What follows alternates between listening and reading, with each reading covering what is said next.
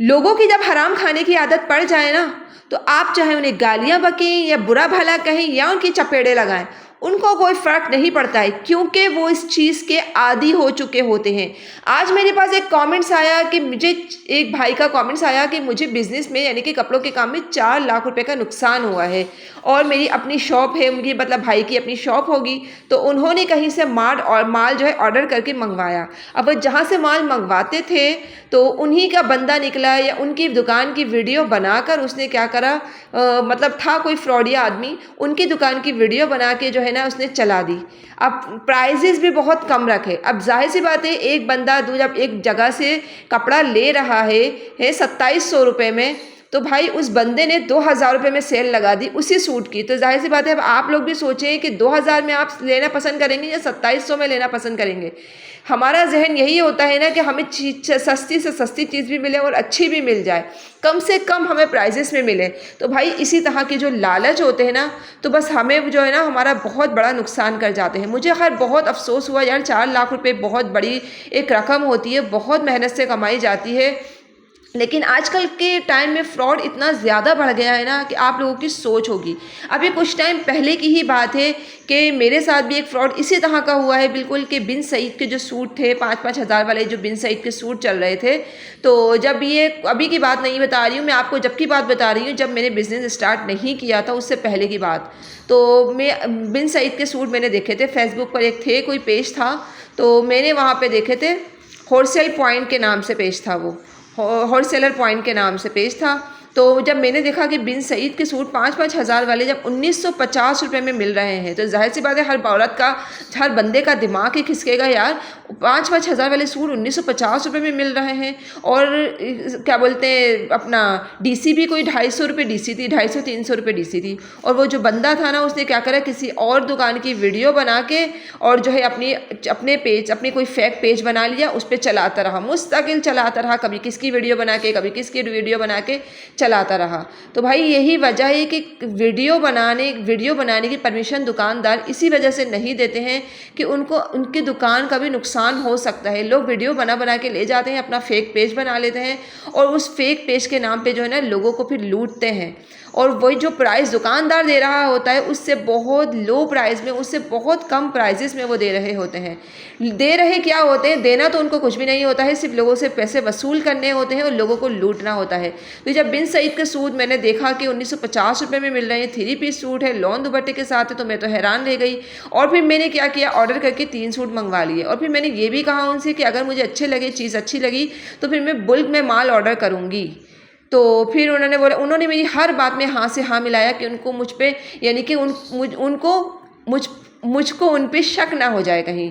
तो डीसी भी मैंने जितनी बोली उन्होंने उतनी ही रखी। मैंने 350-350 डीसी थी, मैंने बोला नहीं मैं 250 रुपये दूंगी, तो उन्होंने वो राज़ी हो गए, ठीक है। और था वो कोई मर्द ही था। तो मेरे ऑर्डर, जब मैंने अपना पार्सल वगैरह, मैंने बोला भाई मैंने पेमेंट कर दी है, तो आप मेरा पार्सल जो है डिस्पैच करवा दें। बस पेमेंट करने की देर थी और यकीन करें मैंने 6,000 रुपये, 5,500-6,000 रुपये मैंने पेमेंट कोई करी थी, और जो है कि मेरा नंबर उसी टाइम ब्लॉक। मैं इतनी ज़्यादा कोई परेशान थी, आज तक ये बात जो है ना मैंने अपने हस्बैंड को भी नहीं बताई, क्योंकि मुझे पता था अगर मैं उनको बताऊंगी तो वो बहुत ज़्यादा नाराज़ होंगे कि लोग तो ऑफलाइन लूटते हैं, तुम तो ऑनलाइन भी लूटने लग गई हो। तो खैर ये ना सब होने वाली चीज़ थी, हो गई। लेकिन मुझे बहुत अफसोस भी हुआ कि यार बहुत मेहनत से कमाए जाते हैं पैसे, तो आप लोग भी ज़रा एहतियात बरतें। किसी की भी अनदेखी वीडियो देखकर आपने यकीन नहीं कर लेना है, उसके बारे में रिव्यूज़ लें, आप पहले दूसरे लोगों से रिव्यूज़ लें, और जितनी सर्चिंग आप उस बारे में कर सकते हैं करें। फेसबुक पर रिव्यूज़ के नाम से भी एक ग्रुप बना हुआ है, वहाँ पे तमाम जो पेजेस है ना उनके रिव्यूज़ शेयर किए जाते हैं। तो आप लोग भी जो है ना अपना पेज पे जाके देखें, आप लोग भी रिव्यूज़ दें, पहले लोगों के रिव्यूज़ लें और देखें लोगों को कि किस तरह से लोग कर रहे हैं। आजकल ये वाला काम यकीन करें बहुत ज़्यादा कर रहे हैं लोग, कि दूसरे होलसेलरों की वीडियोस बना कर और जो है ना अपने फेक पेज बना के जो है ना लोगों को लूटते हैं। और जब लोग पेमेंट कर देते हैं तो फिर उसके बाद नंबर ब्लॉक कर देते हैं। उन भाई के साथ भी ऐसा ही हुआ जिनको 4 लाख रुपये का नुकसान हुआ है ना, उनके साथ भी सेम यही सिचुएशन हुई है। और मुझे बहुत बहुत अफसोस है कि अल्लाह पाक पाक बस आपको सब्र दे, जो अगर मेरे भाई वीडियो देख रहे हैं तो, और जो है इस बंदे को ग़रक करे और दुनिया में भी अल्लाह पाक उसको दिखाएगा इंशाअल्लाह, और जो है कि आखिरत में तो उसकी पकड़ है ही है, दुनिया भी उसकी ख़राब है। यार 4 लाख रुपए कितने दिन कोई खा लेगा, कितने दिन खा लेंगे आप? तो भाई खुदा का खौफ करें, इस तरह की चीज़ें से आप लोग भी बचें। और जो है कि जो सिंसियर होकर दुकानदार काम करते हैं, जो सिंसियर होकर अपने काम को लेके चलते हैं ना, इस तरह से वो लोग भी जो है ना पिस जाते हैं। एक रीसेलर ने सिर्फ वीडियो देखकर कपड़ा ऑर्डर किया, जब पार्सल घर आया तो क्वालिटी इतनी ख़राब थी ना कि कस्टमर ने ना लिया उसको, ना वो खुद बेच सका।